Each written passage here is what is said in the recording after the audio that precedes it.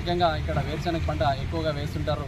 వేరుశెనగ పంటగా కారణంగా ఎక్కువ మంది దాని మీద ఆధారపడి ఉంటారు కాబట్టి దానికి ప్రత్యామ్నాయంగా వేరుశెనగ ప్లస్ మరియు ఏదైతే మిల్లెట్స్ ఉన్నాయో మిల్లెట్స్ కావచ్చు, చిరుధాన్యాలు కావచ్చు, వీటికి కూడా సేమ్ సబ్సిడీ కావచ్చు, అలాంటి ప్రోత్సాహకాలు కూడా కల్పించాలని చెప్పి వారి దృష్టికి తీసుకెళ్ళడం జరిగింది.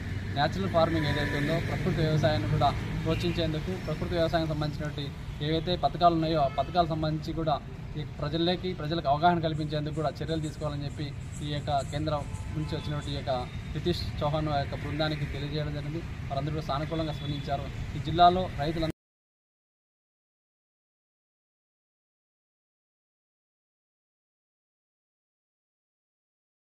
అందరికీ నమస్తే.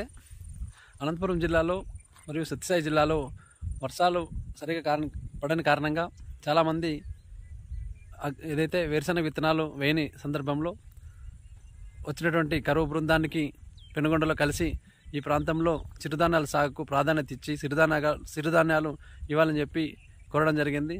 ఈ సందర్భంగా జిల్లా వ్యవసాయ శాఖ కావచ్చు, జిల్లాలో ఉన్నటువంటి అగ్రికల్చర్ డిపార్ట్మెంట్ ఎవరైతే ఉన్నారో వాళ్ళందరూ కూడా ఈరోజు ఉలవలు ఇవ్వడం కారణంగా చాలామంది ఈరోజు రైతులు తమ యొక్క పొలాలు ఉలవ పంట వేసుకోవడం జరిగింది.